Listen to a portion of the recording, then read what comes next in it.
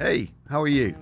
Now, as you may know, I've been sharing stories, observations and learnings from my career on LinkedIn, and I've been really humbled by the feedback I've had and how they have helped so many people. Following on, and with encouragement from friends and family, I've arrived at this point of hosting my own podcast, which for someone who has spent his career in radio and audio firmly outside the studio, this is scary new territory, but here goes. The For Real podcast is a series of conversations with colleagues and friends from the world of radio, audio and communications, who I admire and respect and who have helped, supported and inspired me and many others over the years. They will share great stories, insight and learning to help you find your real voice, your authentic self and the confidence to own it. But before we get going, I want to thank my producer Alex Healy and my mates here at Distorted for hosting me in their fantastic studios in Leeds. Finally, might be the odd effing and jeffing, but after all, this is For Real. Hey there, and thanks for joining me once again on this road less travel of little old me having my own podcast.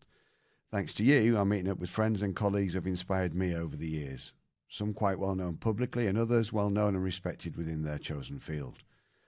Arianne Merry is someone who has inspired me over the years. We've never actually worked closely together, but Arianne has talent, resilience, passion, determination and integrity emanating from every pore, and she shines brightly. And I'm one of those who caught the rays. Hey, Arianne, how are you? Hello. Thank you for that lovely intro.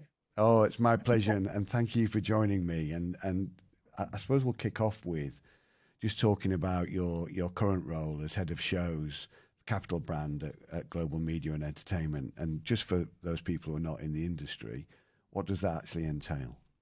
So, head of shows predominantly is a coaching and developing role. So, I work with more junior producers to help them, I guess, become better in the role. So, development plans for them in terms of content creation and managing talent, and then the other side of it is with the talent directly. So coaching for presenters, listen backs, that kind of thing. Fantastic. And prior to that role, your career in radio was for the most part as a producer and exec producer. But it didn't start out like that, did it? It definitely didn't start out like that. No, I think I've come like full circle throughout my career. Feel like I've done pretty much every role there is to do in radio, but I've always had like one foot in programming. So very first job I kind of got into radio, I guess, the old fashioned way. I didn't do student radio. I kind of from school did work experience, worked my way up, and my very first gig was an admin assistant at Galaxy in Manchester, which is now Capital Manchester, and a PA to who was then the program director, and he was a character as well. So that was quite an intro into radio and big networks. And was radio something you'd wanted to get into, or did you just happen by it? No, I'd always wanted to do it. I feel really lucky, to be honest, because I think some people go on a fair bit and potentially even through university and stuff and not really know what they want to do. But I always wanted to do radio. There was like no question about it. So yeah, it was had my sights on it and was willing to just do whatever it took to get in the door. You know, as in filing anything really, making the tea, like genuinely from scratch. And why was that? What was it about radio? I don't know. I think at the time when I was growing up, there weren't like iPads and phones and the internet. Literally, the internet. There was no internet, so your only escapism really was TV and radio. And you hear all the time about people that used to record. Like I used to record the Pepsi chart show every Sunday, and stuff like that. And I think it's from then. Like I really fell in love with it, and it was real escapism when there wasn't really anything else. You know, you didn't have tablets and stuff and streaming sites, and so it was either boring books or listen to the radio. And did you know what you wanted to be once you got in? So, I mean, you mentioned that you started out as admin assistant and then PA to a character who obviously didn't put you off. But was it into production, or did you see yourself being a presenter? How did you see your career developing? You know what? I didn't know what I wanted to do, I always knew that I didn't want to be a presenter. So like from the off, it was just not something I think you either want to be behind that mic or you don't. So this is really uncomfortable for me to I know be the like feeling. sat here I feel weird that I'm not producing this. So I knew I didn't want to do that, and I knew that I wanted to be a boss. I just wasn't sure how or which avenue to take. And so it took me ages to really learn the roles. So I'm kind of glad that I came in the way I did, because I got to try lots of different things before I settled on producing. And at that point, when you are creating something and you see people's reactions to it in the studio, and you know the audience are tuning in, that's the buzz. So that's when you're like, yeah, this is what I want to do. So, as you say, you didn't have the most straightforward route to get in to do your dream role in terms of producing. So, what kept you bashing the door down, really? Was it that desire to work in the industry, or was it that kind of you trying these different roles out, finding what it was that you enjoyed, and then think, right, I'm going for that? Yeah, I think it was drive, to be honest. I think it was the drive. My family, so where I come from is a really small estate in Coventry in the Midlands, and all of my family is still there.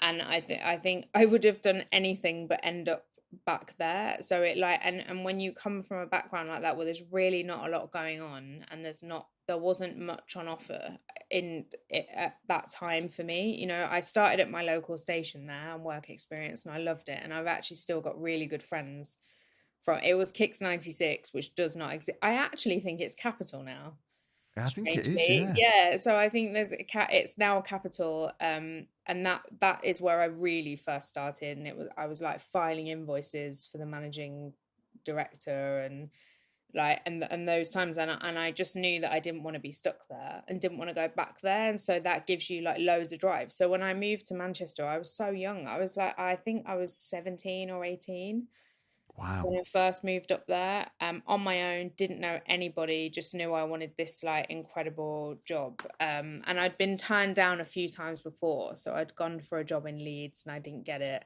And then for this Manchester job, when I got that call, I just remember being so overwhelmed and so excited, not one bit scared to move to a city where I didn't know anybody. Um, and yeah, I just have never lost that buzz. Like I still so excited by it. And that's, I mean, when you consider that at such a young age, I mean, if my kids had decided to move to a different city at 16 or 17, I'm thinking, wow, I'm scared for them.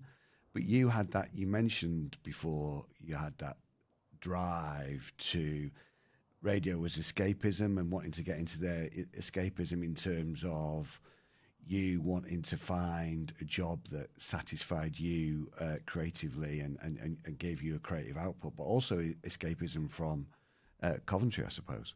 Yeah, I think that I don't think I've ever lost. So, how being stuck in your bedroom as a teenager, really bored, being like, really don't want to. And my mum always jokes and goes, I don't know where she gets this drive from, 'cause it's not me. Like, and laugh about it. But I remember at those times how I felt listening to the radio as a teenager, trapped in Coventry, like bored. I don't think I've ever lost that. So knowing that that's how I was, how it made me feel so much better, if you like, and it was such great escapism for me, as something I just still to this day put into my work. It's like if you lose sight of that's what people are doing when they're listening, you're someone's alarm clock, or you're someone's car radio, or you're someone's radio in a factory. And if you lose sight of that, that's when I think it gets a bit dull. Yeah, It's like if you quite. really want to connect with people, you have to remember that those are the people that you're talking to. And I think so. I actually ironically think being that bored kid listening to the radio has really impacted who I am as a producer. That gave you, I imagine that gave you a sense of perspective of you wanting to be entertained as that bored kid, and therefore knowing what the listener wants as well. And we talked about your almost circuitous route getting to be a producer, an exec producer, and then head of shows. During that time, did you have to face much rejection? Oh God, loads. Yeah, I think all the way through my career at times I've missed out on it's not definitely not been an easy like path. I've never like bounced from one promotion to another. And I actually left producing for a little while and moved into like the S&P side of the business. So like, but still, it's still kind of programming because it's, you know, competitions and sponsorships, and it's all very programming content related. And moved away because I just felt so disheartened.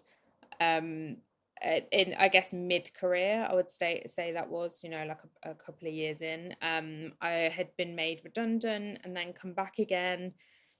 So I've had like quite a ride, but to come back around, I think essentially the move to London is what got me back into producing, studio producing. And I think, I mean, you talk about that drive as we've just been discussing before that got you into the industry in the first place, and then as your career has developed, dealing with that rejection and having the resilience and the passion and determination to carry on. Is that just something that is natural within you, or is that something that you learn? Um, I think it's naturally built within me. I think I can see I've seen people drop out and just give up and not bother. And I think it has to kind of be a bit naturally, but also the rest of it is learn. It's like perseverance, isn't it? You know, Yeah. and I think that comes from good managers. You know, if you're encouraged, you stay. And I mean, I'm gonna come on to a little bit of a thorny topic. It certainly is for me, anyway. In that you work in a medium that has an even split between male and female listeners. So it was like, why do you think so few women hold senior content stroke programming roles, particularly in commercial radio? I mean, you've held very senior roles, but I'm only aware of two women, maybe in top managing editor positions across all of the national commercial brands and networks, which is it's less than 20% of the opportunities out there. Why is that? Honest answer, I don't know. I think I think it's a lot better. Like I think you know, if I compare now to how it was at the start and slash middle of my career, I think it's a lot easier and a lot less questioned why females would be in senior programming positions. But I also think there's so much work to be done. Like it's Yeah. well, just the stats that you just read out are all you need to know. Really, there's more work to be done. And the honest answer is I don't know. I don't know what I think there's predominantly I think we all have a bit of imposter syndrome just because it's always been, I guess, very male led. And so when you are female and you start moving into these positions, you then start questioning yourself and are like, what if I ruin it for all other women by being terrible at this job? And you know, you get a bit jittery about it. But yeah, the honest answer is I don't know, because I think what you get with women is more slightly more emotional intelligence, genuinely, and that gets really great work out of people if it's used in the right way. And so I think it's sad that there aren't more women in these roles, but I think it's definitely improving. There's just so far to go. It's not even close. And I mean, that must be that sense of kind of responsibility that you can't mess it up because you don't want to mess it up for all of the women, etc. You definitely had that sense of trying to bash the door down for women generally. Then, Oh yeah, totally. And I think my when I was on Capital Breakfast as EP, I was the first female to hold that position for like 20 years, wow, which is like something I'm really proud of, but also something that you're like, really? yeah, Like it's I don't know why it would take that long, but I guess rather than look at it negatively, I look at it as a massive positive in that, you know, I was able to move into that position as a woman, you know, and it sent out a message to all the other more junior, well, all the other female producers at any level in yeah, the business, which I was really pleased about and still am. yeah. Good for you. Well done. And I think I mean, it's difficult carving out a career in this industry and getting to the exalted heights that you've got to anyway. But for a woman, and you said you were the first woman in that role to do that for so many years. It's just a credit to you and your resilience, and hence why I wanted to talk to you, really, to help inspire other people to have that same sense of determination, resilience, and follow in your footsteps. Now, you've produced some of the biggest names in radio, including Mylene Class, Kate Garraway, Roman Kemp, to name a few. And as a producer, you mentioned it before, you're there to help them perform at their best. You're a coach, a confidant, a friend, cheerleader, a guiding hand, and much, much more. But how did you gain their trust and respect? So I think the first bit of advice I would give to any producer is it's everything that you achieve in terms of content and how they sound is trust based, and you can't just expect that to be there from the first day that you step foot in the studio. It takes time, and I think if, especially in big stations like that, you feel pressured to go in and get results immediately, and everything to sound better immediately, and the audience figures go up immediately, and it just doesn't work like that. It takes time, like it does in normal life, to get to know someone and trust them and have them trust you. And you also have to accept that there is just not a blanket way of producing talent at any level. Like the way that I was in the studio with Kate Garraway is completely different from how I was with Mylene, and completely different from how I was with Roman. It's like you have to work with them, and get under the skin and find out what makes them tick and what motivates them and what makes them angry, and do they like to be scripted or not scripted. It's like, and it can be hard work, especially when it's multiple presenters and they're all different, and unfortunately the job of a producer is to make it easy for all of them, and if they're all entirely different, then you have to just juggle that and get on with it. Yeah, but I imagine that's not dissimilar to any job, really. So many people will go into a job and think the job title means that they should have instant credibility and trust, and it doesn't work like that. You have to earn people's trust You and do. respect. You do, and you have to follow your instincts. That's the other thing I would say. I always follow my instincts, and you learn yourself as you go. Then it's like, this is the thing, as a producer, you should never think you're only ever as good as the last show that you've produced, is what I tell myself. It's like, you don't get to a point where you're like, yeah, I'm a producer now, so I'm going to Yeah. apply this exact same formula to everything that I do. I've made it, I've hit the bar, and I'm a producer. It just doesn't work like that. It can be, I think, if you're doing it well, you are exhausted and stressed and elated, and you go through like every emotion in every single show. And I think some people possibly not believe that and think, yeah, whatever, you just sat there looking at Digital Spy, like, not during songs and stuff. But honestly, it isn't like that for me. I don't really, the knot doesn't go until the end of the show. It's like, I'm so on edge for it.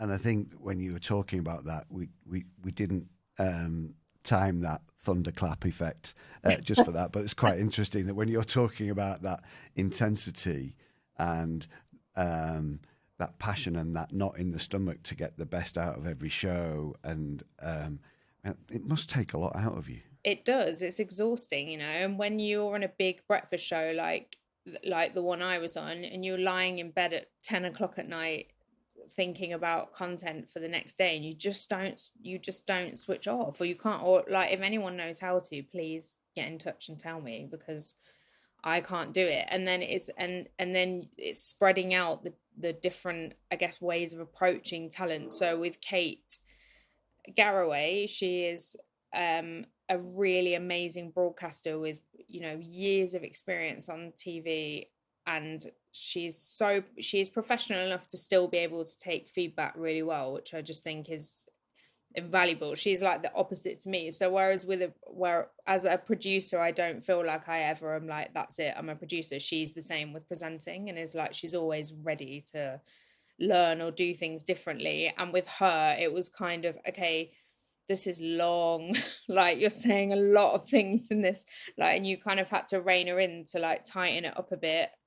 And then with Roman, it was the other way around, and he was like a bit more nervous, and you have to get him to open up and be more chatty. So it's like you really have to just wait and see what you get with the talent, and then that's how you identify, I guess, the best ways to help them improve.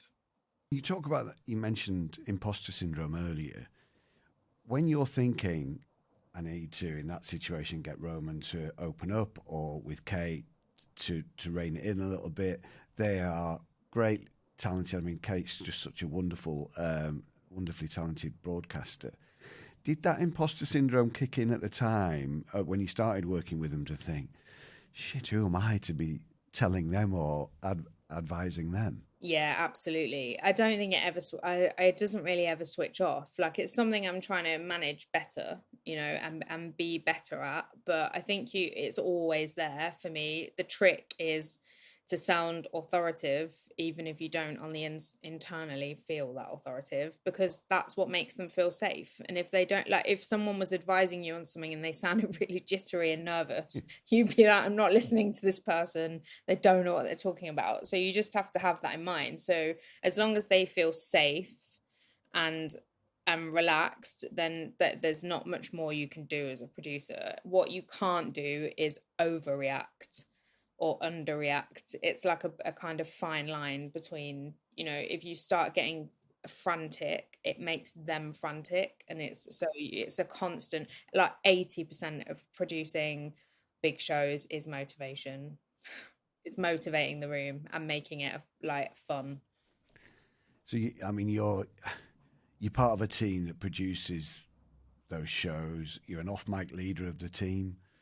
And as such, you can be dealing with lots of challenging situations. You were just talking about you can't underreact or overreact, and you're there to help them deliver the best possible performance as a team of people.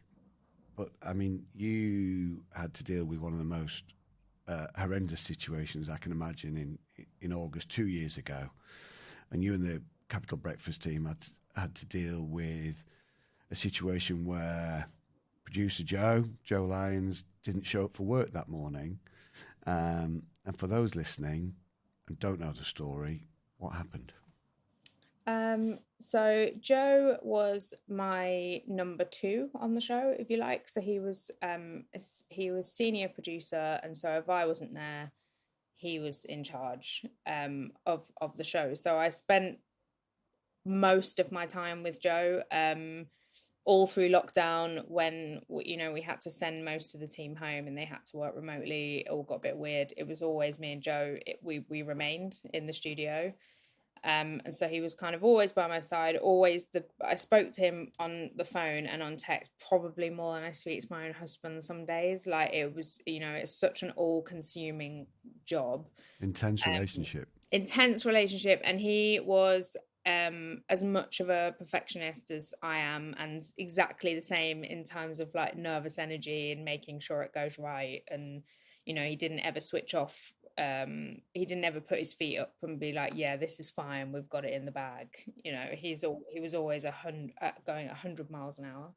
And so the first person that I would see every day when I arrived at work was Joe, because we were always there before the rest of the team for, debriefs and first tea of the day and setting up the studio and all that stuff. So it was kind of our like quiet time, I guess, before the rabble arrived. And I just came in that particular morning, August the 4th, and he wasn't there. And I don't know why. I probably will never understand it. But I just felt like something was wrong. And it's not like him not to come to work and not tell me. So if I walked in and he wasn't there, I would know about it on the way in. I would get a text at 5:05 to say I'm late or I can't come in today. And I walked onto the floor and he just wasn't there, and it felt really weird. And I was like, this is strange. So I sent him a text, and it delivered. So I was like, well, that's good. He's probably slept in.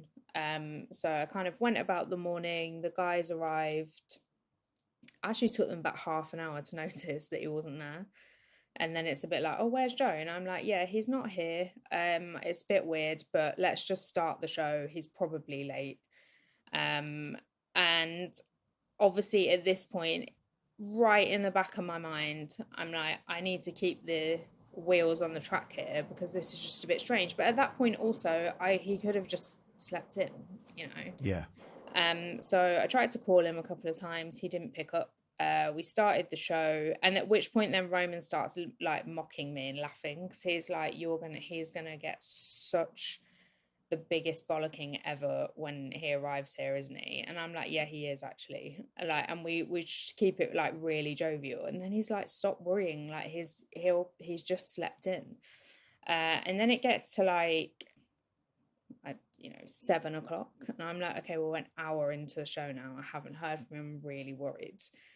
And yeah, from probably 7:10 onwards, it's like a bit of a blur, really. I think we contacted his sister because he lived with his sister, and she said, oh, he's at home, but I'm at our parents. So we sent someone round to check on him, and obviously the rest is well documented. And I can remember it all in complete HD, the whole morning, like the calls to the emergency services, the trying to keep. So at this point I've left the studio and the show is still going, and one of my other producers is keeping it moving. So I'm like, just keep everyone happy, keep going. And the show is literally just airing completely as normal. And I'm outside in a little booth on a phone, obviously, while this is all, unfolding. And you knew at this time that Joe was no longer with us? I knew from about, I kind of knew, yeah, really early on. At this point, you have to wait, for an official line, I guess, from the emergency services and the police. And the show is still running. I'm outside on the phone. I'm texting my boss while I'm on loudspeaker to emergency services to say something's not right. Joe hasn't come to work. There's an ambulance at the flat. I think something bad has happened. That then obviously triggers, a chain reaction. So it goes all the way to the top, and all the big bosses are told. Meanwhile, Capital Breakfast is just airing like completely like normal. Then the guys start to get a bit jittery, and they keep coming, knocking on the studio window, asking me, like, what's going on? Have you heard from him? And that probably, honestly, I just kept sending them away with, little thumbs up, like, don't worry, just on the phone. And yeah, once I knew that he had gone, that honestly at that point just went completely into autopilot. There is no amount of training in the world that could train any producer or any manager for that situation. Like, it just doesn't happen. It just doesn't happen that you're in the middle of a live show and you find out that your number two has passed and taken his own life. It just doesn't happen. And so my boss said, look, I can go in and talk. And I'm like, no, I want to do it myself. And it was really important to me. I don't even know why. I think honestly, you're such a family, you are in that little studio every day, every bit of each other's lives inside out. You're there from 5 a.m. It's such a little melting pot of, you're like forced together in this bizarre situation where you're in a studio every day for 5 hours together. And it just didn't feel right to me that someone outside of that group or circle would go in and give that news. And so I just kind of walked along the corridor in like a relative trance. And I walked in and I just looked right in Roman's eyes, and he was like, what's happened, and I just said, he's gone. And I haven't really spoken about it out loud ever, actually, to try and like relive it somewhat, but yeah. Wow.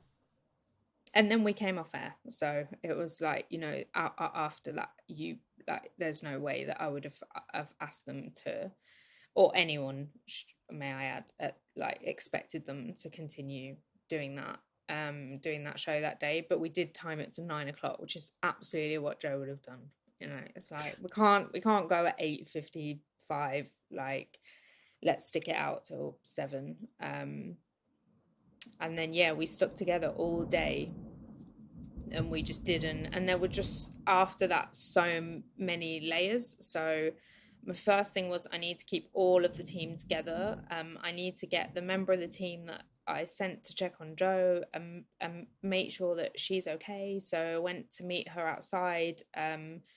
We all left the building together. We didn't leave each other's sides really for the rest of that day. And yeah, I just, we took a couple of days off, but you can't even fathom like coming back after that, you know, and carrying on as normal and what to do. But so we took off a couple of days, and then we knew that we had to come back on air. And I think for most of us, it was a relief in that we wanted to, like, those few days after when we weren't on air, we spent loads of time together, but I think it got to a point where we all wanted that thing to concentrate on again, and have something to, you know, to focus on for the whole team. So we went back on about a week later.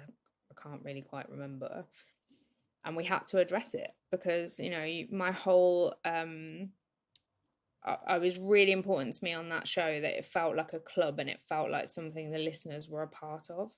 And so they, you know, Roman, Sonny and Sean, they spoke about themselves a lot and their lives. And, you know, we used Joe on air a lot, and people, so it would have been bizarre for us to go on air and just not talk about him. And so, yeah, Roman did his tribute. I think most people have seen it, and he delivered it beautifully. And you have to remember for him that it was, you know, his best friend, and he'd worked with Joe long before, you know, the rest of us had. So for him to have to go on air and do that was hard. And I made everyone come in the studio because I wanted there to be applause at the end, because I just wanted it to feel like Capital Breakfast, feel like something Joe would have absolutely hated, because he would have. And I wanted it to feel upbeat, and, you know, for them to be able to carry on afterwards, because you can't, you know, do something really sad and then 2 minutes later start cracking jokes. So to get the balance of that right was hard for all of us. You know, it was like really hard for all of us to get that right, but I think that we did. I think you did amazing, and my voice is going because I find it emotional talking to you about it. But um, when this podcast is about helping people to find their own sense of identity, their authentic self, their real voice, as it were. And you've worked with great presenters who have talked about helping them to be as authentic as you can be on air, to relate to the audience. And so that moment of you guys going back on air and making that tribute to Joe was authentic in itself. Yeah, 100% authentic. And there was no you know, we took complete control of that. So there was no interference from managers or senior managers, or like, they're really hands off, like left us to it, which was amazing, because it's, you know, like I said, it's just not something that happens. Like, you don't expect to ever, like, you took, you know, running a breakfast show is it's constant content. It's, you know, oh, what do we talk about this, and let's bring this in the show, and let's turn that into something. And you just never expect it to be that you're going to have to, you know, weave into an early morning breakfast show that's generally really fun and upbeat and have to cover off that kind of subject. And I think it was really important to all of us to keep it authentic to us and authentic to Joe. You know, we wanted to make sure he was really jovial, jokey character, a completely inappropriate sense of humor. And so we wanted to make sure that there were like little jokes in there and little nods to that side of his personality, and for it not to be really dreary, because he wasn't dreary, and you know, we weren't dreary as a team. So we wanted it to, you know, we wanted the listeners that tuned in every day to feel like we were being honest with them, and we weren't just glossing over this massive thing that had happened in the background. And we knew that his family were listening, and so the pressure of that alone was far greater than, you know, any bosses or audience, really, to know that his mum and dad and sister were listening to that, and they still are now to this day, you know, deep in grief, more than we, well, it's their brother and son, you know. And I find that it's probably absolutely unimaginable to go through that. But they were fantastic with us the whole time. They still are. We feel like we've gained, you know, a family, really. Yeah, how lovely. I mean, in such awfully tragic circumstances. And Roman has spoken very publicly about his struggle with his own mental health, both before and after Joe's death.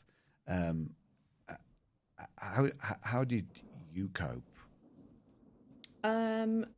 I think the first couple of months was complete adrenaline, because I had to keep the wheels on the track. You know, it was like I had a team of producers to look after and focus on. I had the three presenters to look after and focus on. And actually, I was really grateful for it. It was, you know, it kept me going. We all had immediate grief counselling, which I would recommend to anyone who goes through that scenario. You know, I'm a very factual person, so I like facts and science when it comes to things like that. And I found it really helpful, because you can't understand it, you can't comprehend how someone that sits next to you each day can do that, and you don't see any of the signs, and you couldn't have done anything to help. And that's almost the hardest thing. You start going over in your head over and over again, what could I have done differently? Like, did he look different the day before, or was he acting strangely? And you can torment yourself, really. I think all of us probably still do, and I don't think that will ever go away.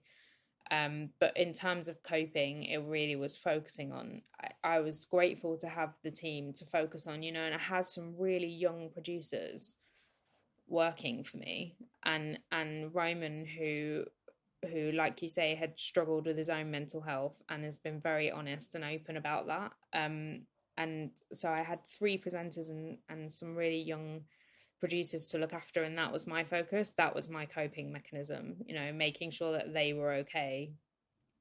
And perhaps it hasn't hit me yet. Bless you. I mean, one of the things to come out of that is a support line. I think is it Yeah, called so Joe's Buddy? yeah, Joe's buddy line has been set up. Roman is a trustee, his family run it, and they've done a couple of events thus far, and they do these Mind Fest events, which are that basically want to go into schools and teach kids at a young age to talk about how they feel, because it's kind of a bit late when you're grown up, you know, to try and basically the purpose of the charity is to instill it at school time, so it Right. completely normalizes boys and girls saying they don't feel good and they need some help, because if you're not taught that from a young age, then it's going to make it really difficult when you're an adult. And they're really passionate about Joe's buddy line and pushing it forward, and I think for that to come from it is incredible. Yeah. And I think the resilience that it's taught us all. Yeah. And where can people find out about Joe's Buddy line? So you can go to @Joe's Buddy Line on Insta, and they've teamed up with Shout, so you can text as well. if you're not feeling great, it's like you can instantly talk to someone. But Instagram Amazing. is the place to go, and that's where they post all their events. And also, if you follow Roman, Sonny, and Sean, they often post them themselves. And Roman is a speaker at quite a few of the events as well. Amazing, and all credit to him for how transparent he's been and shared his pain and his anguish too. Now, as I mentioned at the start, you've inspired me in what you do, who you are, the heights you've risen to.